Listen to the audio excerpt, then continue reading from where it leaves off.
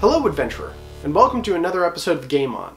Today we're going to be covering the brand new TCG Digimon and how to play. Before we begin, there's a few things you need to know before starting the game. First, we're going to talk about the field of play. There's 7 different zones on the field that you need to be aware of when you're playing Digimon. The first one is your deck zone. This is where your deck goes. Just below that is your trash. The trash zone is essentially your graveyard or your banished section, where all of the cards that you've already used or been destroyed go to. To the left, up above, is the battle zone. This is where you're going to be summoning your creatures. And then just below that is the Tamer and Options section. We're going to be talking about the Tamer and Option cards in just a little bit, but just know that they have their own section on the board. Just to the left of the Tamers is the Digivolve section. That is where you're going to be able to build up and accrue more power for one specific Digimon that you're looking for. Just above that is your security section. There's going to be 5 cards placed down here to be the equivalent of your health. Last up is going to be your memory. Your memory is where essentially all your mana comes from, to be able to cast creatures to the field or use option and tamer cards. When playing Digimon, there are 4 different card types that you need to be aware of. The first one is a Digi-Egg. This goes in your Digivolve section and can help you build into very powerful cards that you can send to the battlefield. Then there's Digimon. These are the creature cards that you'll be casting into the battlefield. There are option cards, which are the equivalent to instant spells that you could be casting in Magic. And then there's Tamers. Tamers are more continuous spells, enchantment almost kind of like cards, that you can keep on your side of the board and let them continue to play out over multiple turns. Every card that you're going to encounter, aside from a Digi-Egg, is going to have a card cost attributed to it. There's going to be a blue cost in the right-hand corner, and just below that, a red cost if it's another kind of Digimon. A blue cost is how much memory you have to spend to be able to get that card right onto the field from your hand. The red cost is how much you have to pay in order to Digivolve this creature from the egg. The key part of Digimon as a TCG is the memory. Memory is noted in one of these cards, or even a strip that you can place in front of the board, whatever is most helpful for you. Memory dictates how many cards you can play in one turn, and also how much ability you want to give to your opponent. Essentially, when you start a game, you start at a 0 memory.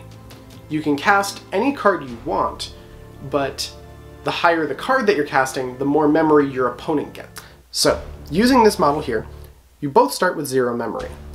When you cast a card, say cost of 3, you move this in 3 spaces over to your opponent's side. On your opponent's turn, if they cast a card worth 4, you move 3 dots to 0, then 1 to you. This back and forth system is the main strategy behind Digimon.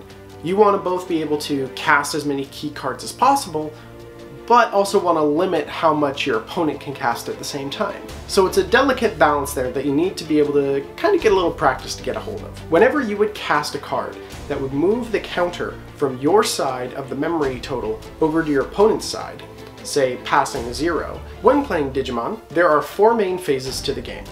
There's the active phase, which is going to be essentially taking all your rested Digimon and putting them back into their active state. There's the draw phase, where you draw a card. There's a raising stage, all about digivolving your Digimon and your egg in your left-hand side of the board. And then there's the main phase. This is where you can attack, cast Tamer and Option cards, cast Digimon directly from your hand onto the field, all of that. So, what are the actual steps of playing the game? First, you move your deck into your deck section, and your Digi-Egg cards, which are going to look a little bit different. They have more white backgrounds as opposed to the rest of your deck, which have blue backgrounds. The Digi-Eggs go specifically into the Digi-Egg section.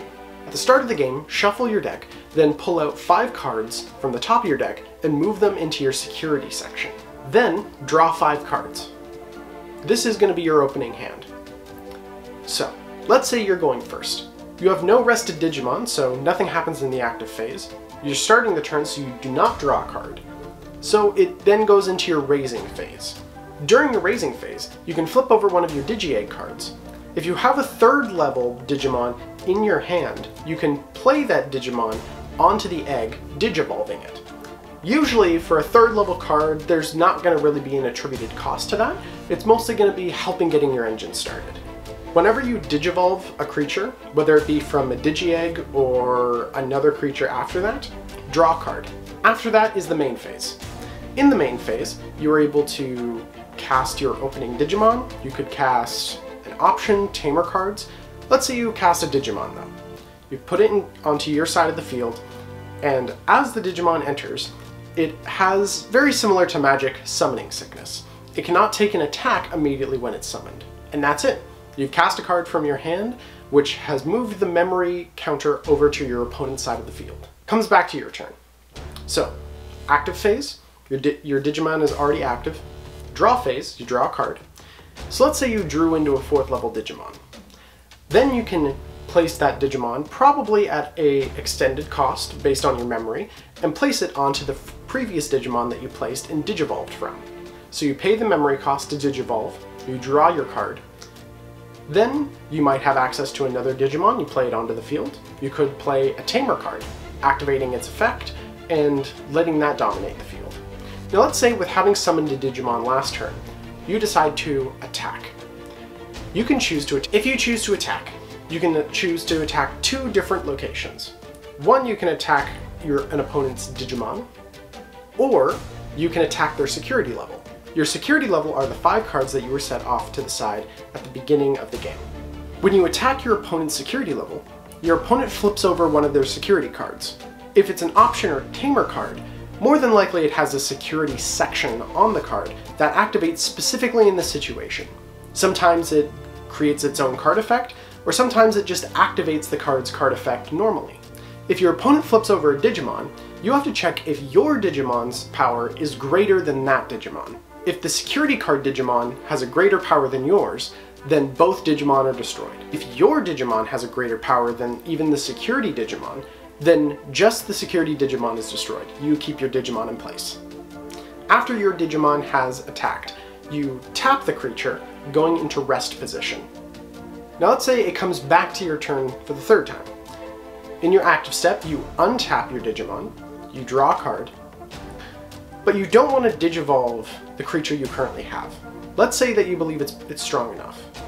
You can move your raised Digimon, that's been Digivolved over multiple turns, into your battle section. This does not cost memory, and it does not have Summoning Sickness. So you are able to essentially build up into stronger and stronger Digimon without having to worry about casting them and what that means on your opponent's side of the board for memory. And it also means that when you bring it out, you can attack right away. So, those are the basics. There are a few things you should keep in mind, however, when you are about to play Digimon. The object of the game is to get through all 5 of your opponent's security cards and then attack them directly. Once you're able to do that, you win. Some players like to mix colors, whether that be the aggro of red and the security building of yellow, and might want to put them together. Just be aware that the Digimon on the field dictate what tamer and option cards you can play. So, if you have a red Digimon on the field and you want to play a yellow option card, you can't. You have to wait until you play a yellow Digimon before you can activate those card effects. Whenever you are waiting to activate a Digimon effect, whether it be on the card or when it's summoned or whatever phase it is, make sure to note when it states on the card that the effect is going to take place. It could ultimately happen at any stage, could happen at any phase. Certain ones require it to be Digivolved to be able to activate, others require it you must play from hand. Just be careful to read the effects of your Digimon very carefully and to know how to properly strategize with it. And that's it. Welcome to the world of Digimon, adventurer. It's great to have you with us. Like always, this is Tyson Fraley, and game on, my friends.